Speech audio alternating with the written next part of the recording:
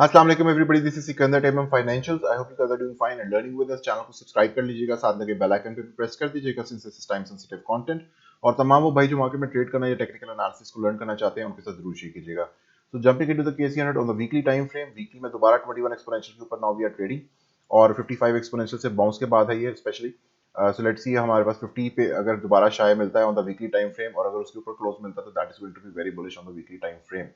Daily time frame में so एक चीज और भी वीकली टाइम फ्रेम पे कि now we are also the RSI actually is peaking its head above the 50 level, जो कि मैंने आपको बताया कि हमेशा generally it is bullish when it is above the 50 level and it is bearish when it is below the 50 level.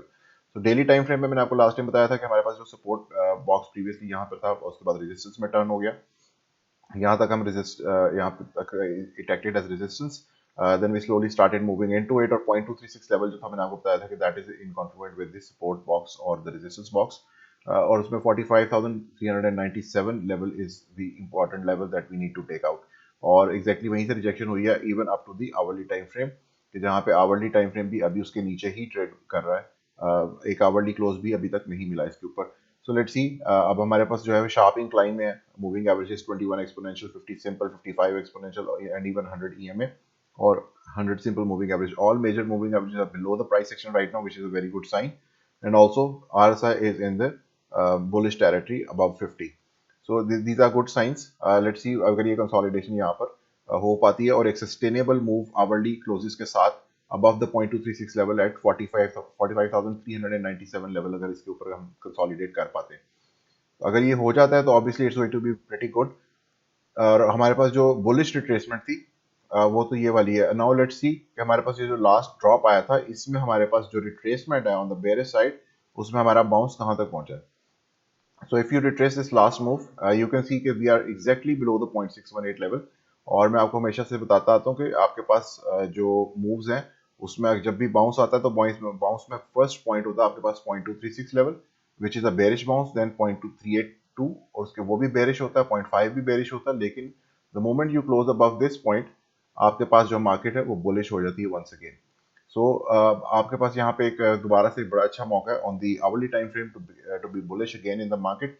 तो let's see अगर हमारे पास 45,482 क्लेम हो जाता है and we are also able to sustain about the 45,397, तो ये एक ब्रैकेट बनती है एक छोटी सी ऑलमोस्ट अराउंड 100 पॉइंट्स।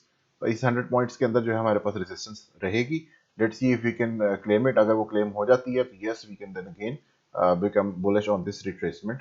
और उसके बाद जो लार्जर मूव है then we can talk about that one as well, क्योंकि उसके साथ ही आपका जो 0.618 ऑफ दिस रिट्रेसमेंट यहाँ पर मौजूद है उसके पास पास ही आई थिंक इसका भी 0.618 इस रिट्रेसमेंट का भी मौजूद होना चाहिए।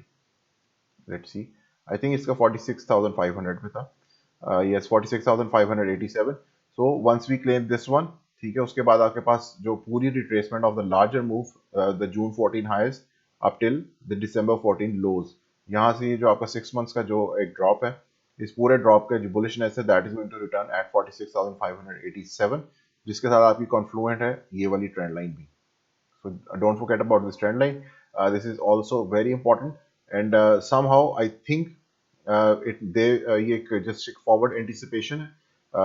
Although ये market के अंदर जो है imaginations actually somehow they are actually a little bad rather than good।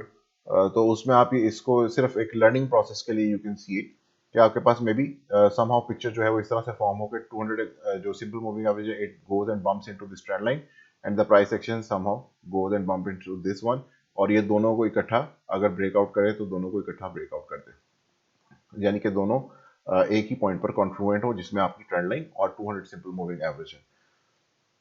It's just for the learning purpose, so just keep that in mind. इसमें इसको जो है वो it's not technical analysis basically. So यहाँ पे हमारे पास डेली में भी दोबारा से आर से जो है मैंने प्रीवियसली भी बताया था कि now we are again peaking above it और अब वो कंटिन्यूएशन उसके अंदर आ रही है। लेट्स सी अगर कंटिन्यूएशन में लास्ट आर के ऊपर जो है we can take it out. जो बोलिंजर हमारे पास परसेंटेज रेशियोज हैं those are also in the neutral zone, और यहाँ पे एक अच्छा साइन मिलता है क्योंकि जब आपके पास बोलिंजर रेशियोज जो है उसमें आपके पास डबल बॉटम सिनेरियो आता है तो it mostly plays out and then we can again reach the bullish zone scenario which is above the 0.99 level, ठीक है। तो उसमें आपके पास दोबारा से एक चांस है मार्केट के पास कि अगर ये रीगेन कर सकें छोटे स्मॉलर टर्म टाइम फ्रेम्स में से, मैं इसलिए इसको जो है बायफोर्केशन इसलिए की है so that you can understand कि सबसे पहले आपके पास ये रिट्रेसमेंट थी from this move to this move, ठीक है, उसको अगर आप रिमूव कर दें तो आपके पास सेकंड में आपके पास ड्रॉप आया, ड्रॉप की जो रिट्रेसमेंट है वो ये है, और उसमें 0.618 लेवल यहाँ पर मौजूद है। सो 0.618 अगर क्लेम होता है तो फर्दर 200 सिंपल मूविंग एवरेज तक जो है वो आपको हमें मूव मिल सकता है along with this trend line. And let's see कि अगर वो थोड़ा साइडवेज जाने के बाद मिलता है, थोड़ा सा नीचे आने के बाद मिलता है, या हमें स्ट्रेट अवे वो मूव मिलता है। Obviously, nobody can tell the future. So let's see what kind of moves does market have for us in the near future. So इसके साथ ही मुझे इजाज़त दीजिए, कहते हैं कि सो मच, अल्लाह हाफिज़।